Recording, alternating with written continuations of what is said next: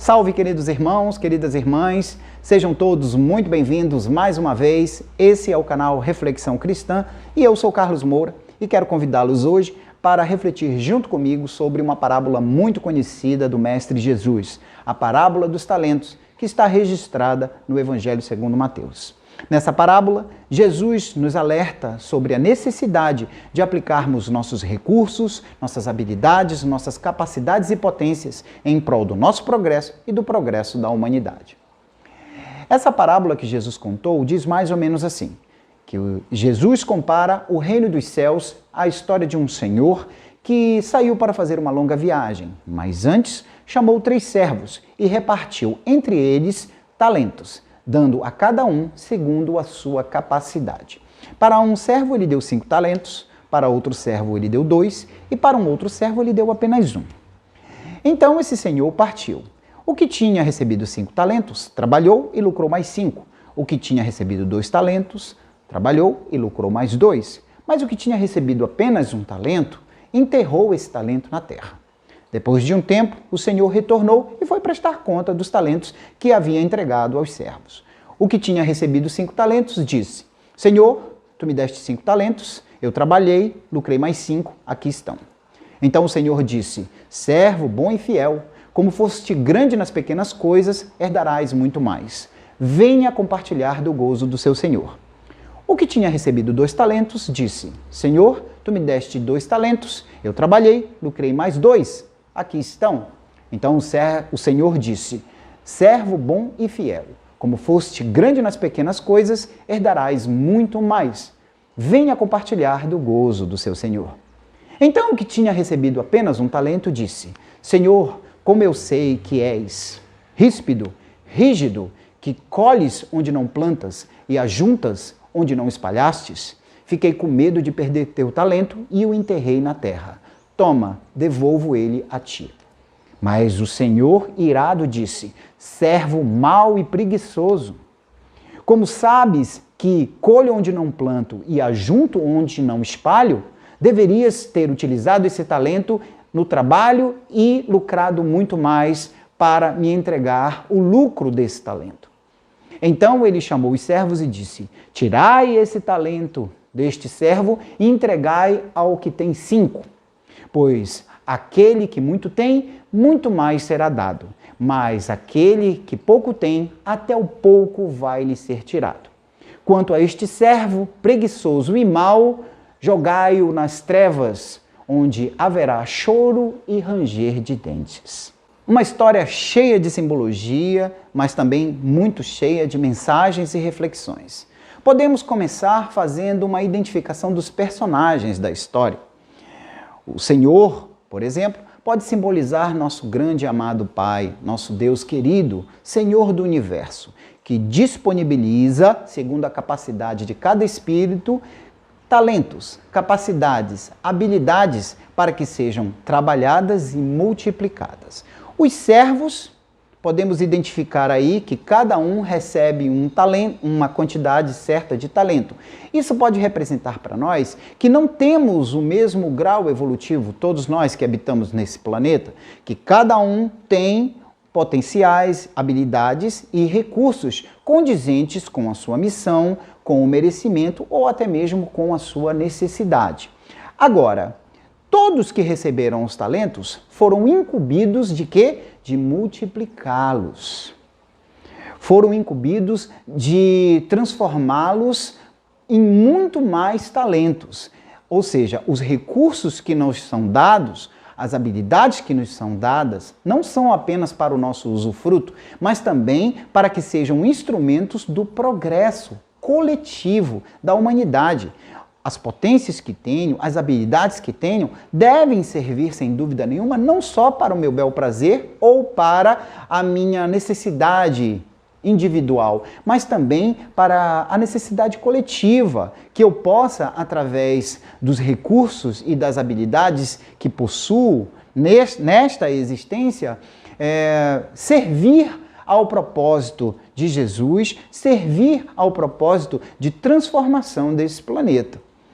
Os servos, eles eles representam, como disse, a humanidade. Nós, com os diversos recursos e capacidades que cada um tem, segundo a possibilidade, o merecimento e também a maturidade e o progresso. Porque a gente entende que quanto mais progresso, quanto mais maturidade, mais capacidade nós adquirimos. E se adquirimos mais capacidade, se adquirimos mais capacidades, com certeza nós temos aí a possibilidade de servir mais ao propósito de amor e de regeneração que Jesus nos deixou como legado.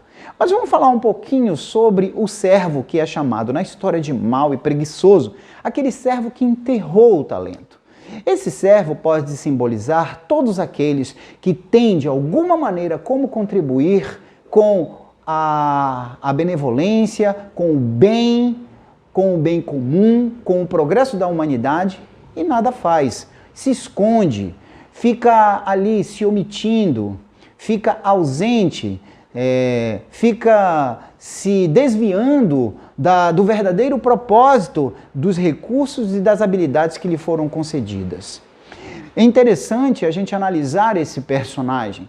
Vamos assim dizer que ele foi chamado, como nos fala a história, de servo mau. Por que servo mau? Bom, a espiritualidade nos diz que nós não seremos só cobrados pelo mal que a gente fez, mas também pelo bem que a gente deixou de fazer. Então, tem uma frase no Apocalipse que diz assim: como não fostes nem quente nem frio, hei de vomitar-te. Ou seja, não podemos ficar em cima do muro. Temos que realmente ir adiante no serviço do bem. Jesus, a característica da mensagem de Jesus era a ação, a atitude. Fazei o bem a quem lhe faz mal. Perdoai vossos inimigos. Sereis reconhecidos pelas obras que realizares. Então, essa necessidade, essa importância da atitude, da ação, vai ser fundamental na hora do balanço da vida, da existência que nós tivemos, sobre o bem que fizemos, o mal que deixamos de fazer. Mas, como disse, seremos também cobrados pelo bem que não fizemos, pelo bem que não realizamos. Então, por isso que o servo da parábola é chamado de mau. E preguiçoso, é óbvio, né? Porque ele não pegou esse talento e não o multiplicou, foi lá e enterrou o talento. Mas cabe também a gente dizer que esse servo enterrou esse talento porque ele tinha uma compreensão completamente equivocada do seu senhor. Ele fala: tu és ríspido, tu juntas onde não espalhastes, tu colhes onde não semeastes. Ou seja, ele tinha uma visão de um Senhor mau, de um Senhor severo, de um Senhor que pune. Será que essa interpretação não é uma interpretação que nós temos do nosso querido e amado Deus também? Esse Deus tribal do Antigo Testamento, que punia, que castigava, que queria ser adorado, que aceitava oferendas? Será que ainda não temos essa compreensão muito limitada, não é? do divino, desse ser onipresente, onisciente, que tudo ama, não é? Inteligência e causa primária de tudo, que nos dá a vida para que nós possamos, através dessa oportunidade existencial, progredirmos e sermos melhores? Então, essa visão equivocada do Senhor gerou nele medo, não é? Preguiça. E aí o que foi que ele fez? Ele foi lá e enterrou o talento, ou seja, não o multiplicou, não trabalhou para que esse talento pudesse ser multiplicado. O que acontece muitas vezes com a gente, não é? Na humanidade existem tantas pessoas que podem contribuir tanto com o talento que tem, com a capacidade que tem e nada fazem. Outra coisa também que a gente pode falar é o seguinte: além dessa visão equivocada que ele tinha, não é? Ele mostrou-se ali completamente omisso, não é? E principalmente ele não conseguiu identificar uma oportunidade de usar esse talento.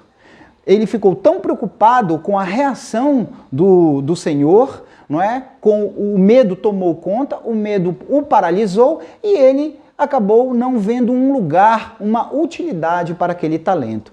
É interessante que muitas vezes nós temos capacidades e habilidades, mas nós colocamos diversas condições para realizar alguma coisa com essas potências que nós temos. Não, eu quero servir ao bem, mas só se for assim, assado, nessa condição, ou seja, colocamos diversas condições para que nós possamos realizar coisas maravilhosas através das nossas habilidades. Bom, a verdade é a seguinte, Chico já nos dizia uma coisa muito maravilhosa. Ele certa vez disse que se ele estivesse esperando, se ele tivesse que esperar a condição propícia e o melhor momento para realizar as coisas que ele realizou, ele jamais teria começado. Portanto, sirvamos de verdade com o que temos. Aproveitemos o momento, porque o melhor momento é agora. A espiritualidade nos diz que nós estamos sempre hoje no melhor momento do nosso progresso espiritual. E que a gente possa realmente conduzir a nossa vida utilizando as nossas capacidades, as nossas potências em prol do progresso da humanidade e assim contribuiremos com a nossa melhora e com a melhora da humanidade. É isso, meus queridos. Muita saúde, muita paz a todos. Fiquem todos com Deus e que Jesus sempre nos abençoe.